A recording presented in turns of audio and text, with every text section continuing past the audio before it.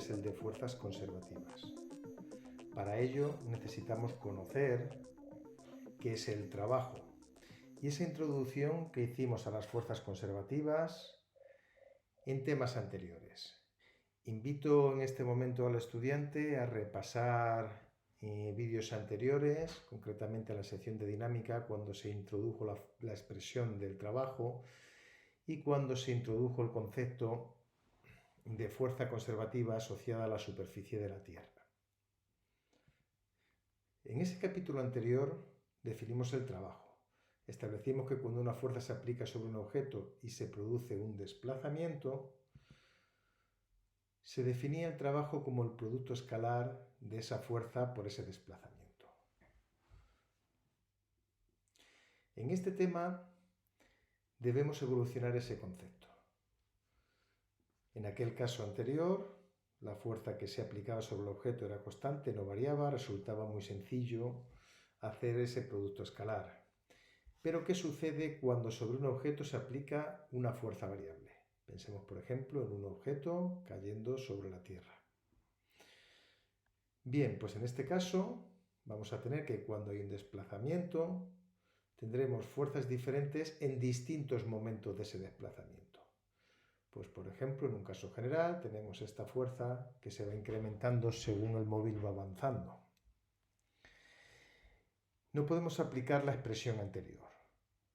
Lo que tendremos que hacer es calcular el trabajo que se realiza en una pequeña porción de ese recorrido, en un elemento diferencial del recorrido. Como va a ser un trabajo muy pequeño, en una porción muy pequeña del recorrido, lo llamaremos diferencial de trabajo. Si aplicamos la definición de trabajo, pues eso será la fuerza que se aplica por el espacio que se recorre, es decir, fuerza por diferencial de R. Como esos diferenciales de recorrido son muy pequeños, tienden a cero, son elementos diferenciales, se supone que la fuerza sí es constante durante ese recorrido. Eso sí, un diferencial más adelante, la fuerza tendrá un valor diferente y así sucesivamente. Una vez que conocemos todos los diferenciales de trabajo que se van realizando a lo largo del recorrido, podremos hallar el trabajo total como la suma de todos esos pequeños diferenciales que hemos ido calculando. Es decir, el trabajo será la integral de la fuerza por diferencial de R. Veamos un ejemplo práctico. Tenemos un objeto que se encuentra en el origen de coordenadas y realiza un movimiento rectilíneo desplazándose a una distancia de 10 metros. Sobre él se aplica una fuerza variable en la dirección del movimiento y de valor 3x cuadrado.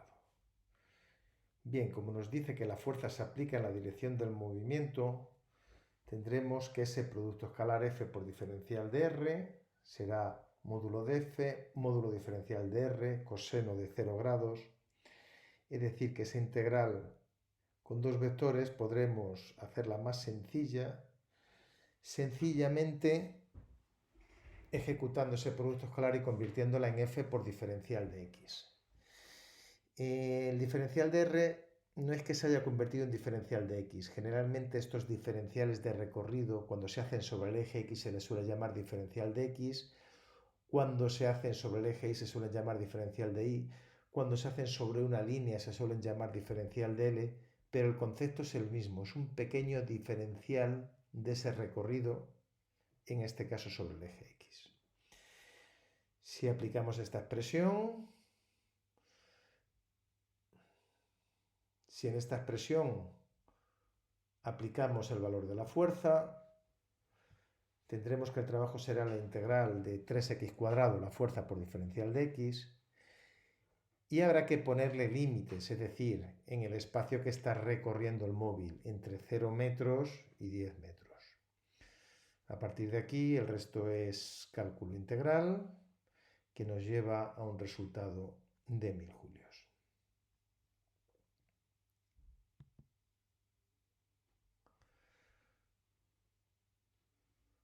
Cuando el desplazamiento se produce sobre una trayectoria curva, y tenemos una fuerza variable, el concepto es el mismo, aunque la ejecución es algo diferente.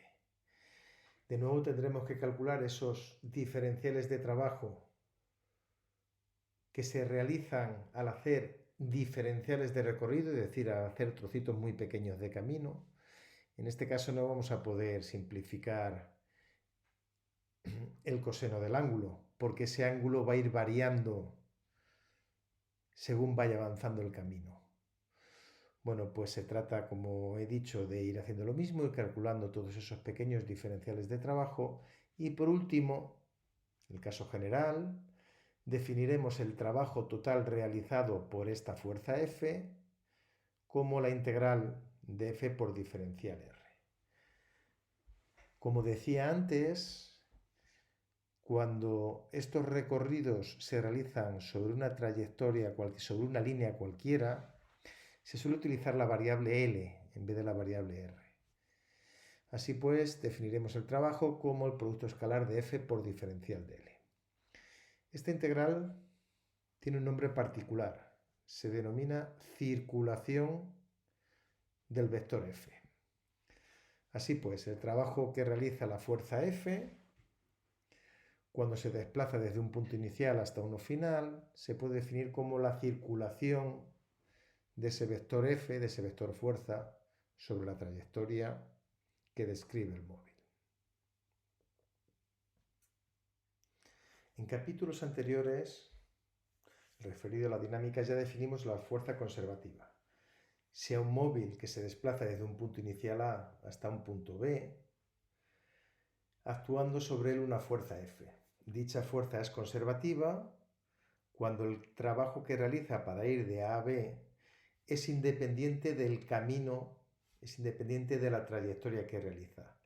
Es decir, el trabajo para ir de A a B por el camino 1, por el camino 2, por el camino 3 o por cualquier otro camino que pudiéramos inventar será siempre el mismo. Ese es el concepto de fuerza conservativa. Cuando una fuerza conservativa se aplica sobre un objeto que se mueve sobre una trayectoria cerrada, como esta que vemos en la imagen, tendremos que la circulación de este vector fuerza, es decir, esta expresión fuerza por diferencial de L, sobre toda esa línea será siempre igual a cero. Si elegimos dos puntos cualesquiera de la trayectoria, el trabajo para ir de A a B será igual a menos el trabajo para ir de B a A. Es decir, al hacer una trayectoria cerrada, esa integral siempre será cero. Esto nos lleva a dar una definición más completa de fuerza conservativa que dice que es aquella fuerza que al hacer la circulación sobre cualquier línea cerrada, esa circulación es igual a cero.